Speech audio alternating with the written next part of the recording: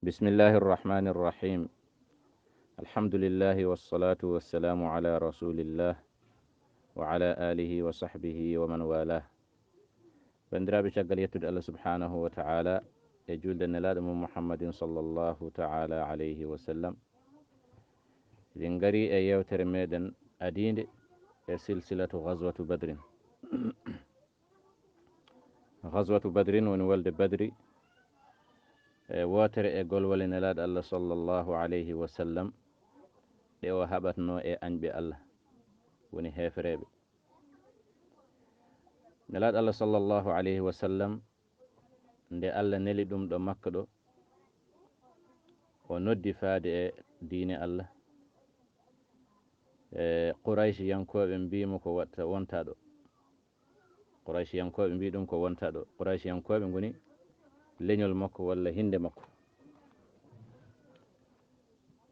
kamɓe ɓe ndewata ko sanumeji, ɓe cehe leɗɗe walla kaaƴe, ɓe mbi ko ɗum ɗo woni allaji, eɓe ndew ɗum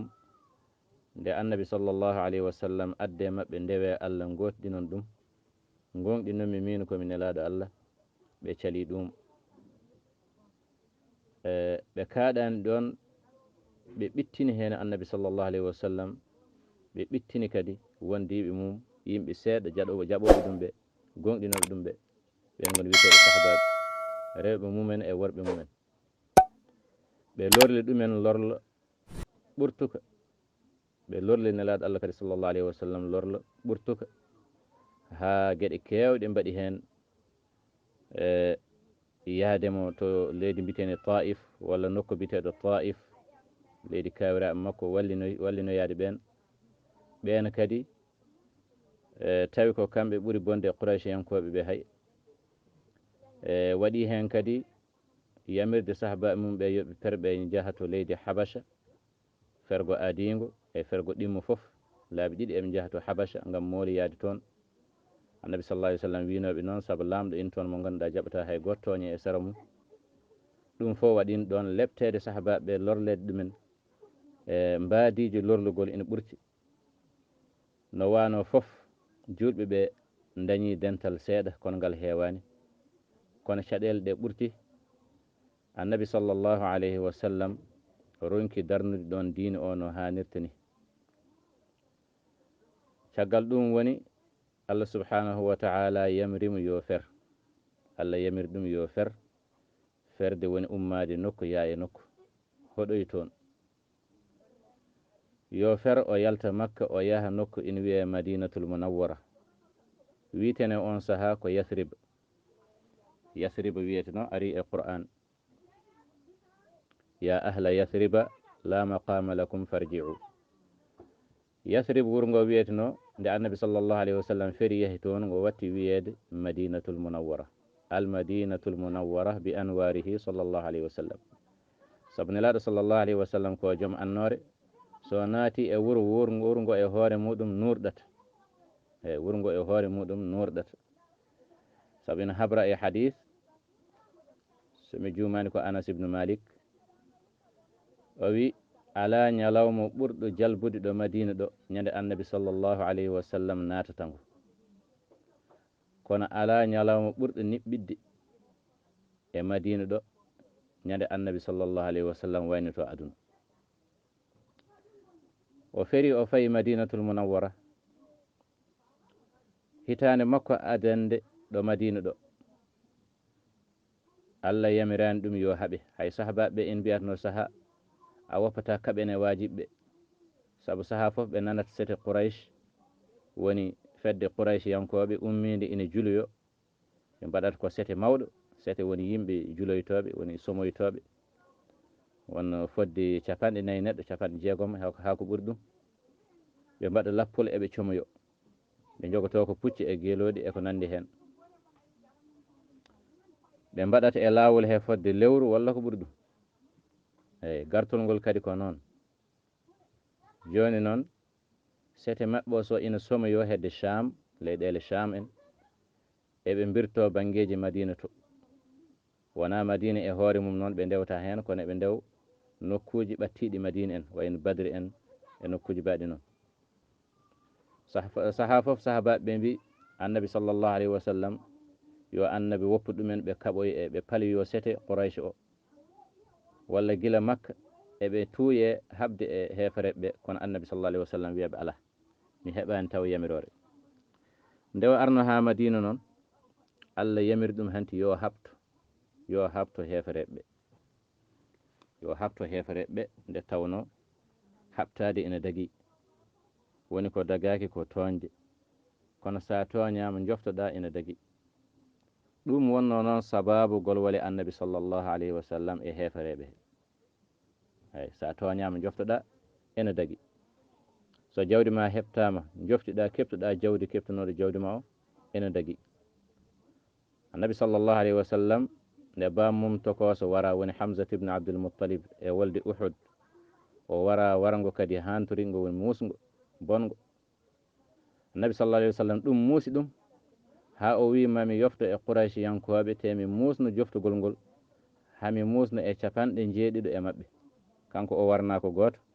o wi omo yofto e 90 e mabɓe saabu no wargo Hamzat bam makko tokoso wayi musdemo ni kono Allah wimo ko ala Allah tellini Qur'an wimo ina aqabtum fa aqibu bimithli ma uqibtum bihi so tawi oɗon lepte tan fodde ko leptoɗon ko so oɗon joftoɗe tan fodde ko leptoɗon ko fodde ko toñoɗon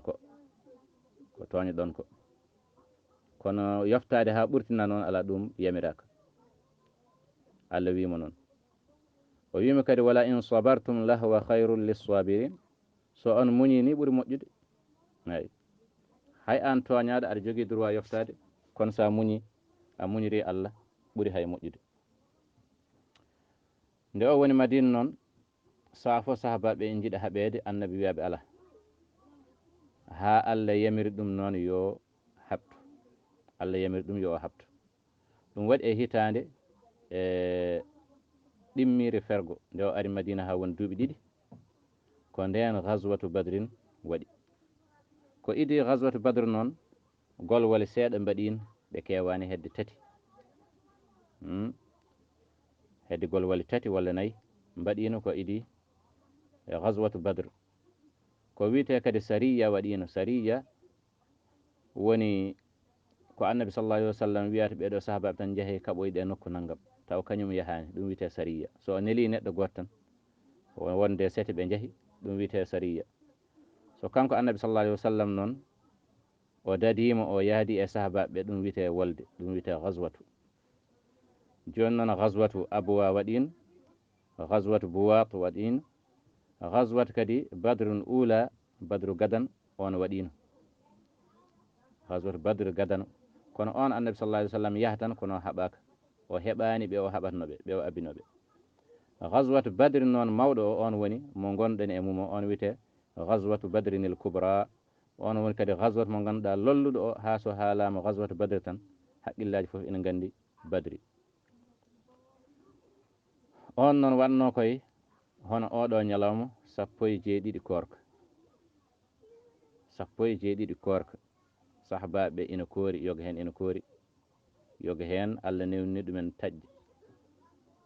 Allah newniniɓe beelaɗo yo hoor beelaɗo yo taƴ tawde koye wolde ɓe goni hewɓe hen no koori yoga hen korani ala kulli haal koye 17 korka wonno e hitande ɗimmire adduno e sababu wolde nde kono mbiɗen ndi koto banggue joftigu kono noon annabi sallllahu alayhi wa sallam o nanno gorko ina wiya Abu Sufyan ibnu Harb goto e bandiraɓe makko wonɓe makka ɓe woni Quraysh yankoɓe on ina ummi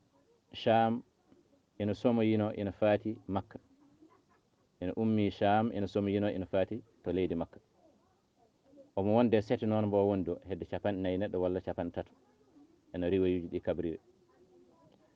siftinde eɗen tugni e ndeɗo yewtere e defte kono ɓuuri himmude hen ko deftere sirat ibnu Hisham gandu biyeteɗo ibnu Hisham koye adiɓe wadde siraji jeeya hayso wona kanko adi foof koɓe kadi siraji mumen ɓuuri hutorede e nder alamul islami o ittata noon ina jeeya hen defte goɗɗe sete Quraysh o hedde 40 gorko defte ɗe mbi walla 3 annabi sallllahu alayhi wa sallam nani Abou Soufiane ummitima Cham ina faati Makka ina addori bagage kewɗo ɗon noon annabi sallllahu alayhi wa sallam wi sahabaɓe keblo ɗe eɗen paloyo fedde walla sete Abou Soufiane sete Quraysh yankoɓe mo ganduɗa ko Abou Soufiane woni e hoore nde o wi jalte payon e sete Quraysh ene wawi Allah yeɗo on mo ene wawi Allah yeɗo on sete o eyyo on sete ina wonno hen gorko biteɗo Makhrumata ibnu Nawfal e Amr ibn al-As ibnu Wa'il ɓeɗo koye lolluɓe e Quraysh yankoɓe yantude Abou Soufiane e woɓɓe lolluɓe e Quraysh yankoɓe ina gonno hen ha ganda tan wonde sete wona hunde wemde yande saabu 40 gorko goto foof ina jogiti eɓe gonde daabeje eɓe gonde joguitaje yande mumen wona hono noon tan saka noon so tawi ko ganduɗa ko yimɓe ɓe ganduɗa andiraɓe jambaragal susɓe e waɗnoɓe golwali naniraɓe ɗum guila hanki on saaha nde annabi sallllahu alayhi wa sallam wi noon nde yoga e sahabaɓe coftani ɗum yoga hen noon e ɗum teddiri ɗumen seeɗa yani ɓe coftani dal e yaade nde wona anje haaɓa yeyde noon ala ko sikkudeɓe wonde annabi sallallah alih w sallam hawrata e haare yani o jogorani hawrude kadi e añɓeɓe sababude golwol goɗɗe jawtino kewɗe hen so wona kanje foof ni o hawrano e haare yani o hawrano e añɓeɓe o tawat tan ɓe dogui ɓe jawti walla ɓe ɓoccitima ɗum woni yoga e sahabaɓe gamani ɗum yoga hen noon ene coftani jihad o Abou Soufiane noon kañumne nde wonno omo jeerti wonde sahabaɓe ina mbawi yanoyde makko annabi sallallah alayhi wa sallam e sahabaɓe mum ina mbawi yande mum kadi hayso wona ɗum ruggiyankoɓe ina gona e laabi he ala no wata ruggiyankoɓe ina gona e laabi he ɗum waɗi Abou Soufiane nde ari ha o ɓattiti Makka seeɗa woni o tolnima banggueji Madina en Madina ina woɗɗi Makka kono noon so neɗɗo ummima Cham ha tolnima Madina en hanti wiyete ko ɓattima Makka ɗum noon nde o ari ha ɗon nde o waɗi ko wiyete at tahassus woni ñukkidade kabaruji aɗa ƴeewa beele ala añɓe hedɓema ga beele ala ruggiyankoɓe wonɓe ga nela neɗɗo yaaha banggue funnague o yaaha banggue hirnague walla banggue to ɓurɗa yakorde yimɓe ne garda toon e o yaara toon o humpito yimɓeɓe beele ina toon walla ala ɗum woni ñukkidade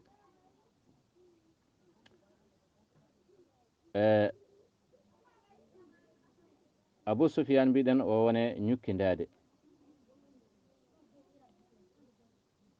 ñukkidade ha o hawre yimɓe waɗɗiɓe wonɓe daabeji mumen o namdi ɓen mbiɗum dal wonde Mouhammad kamɓe koɓe hefere Mouhammad ɓe mbiyata ɓe ganda rasulullahi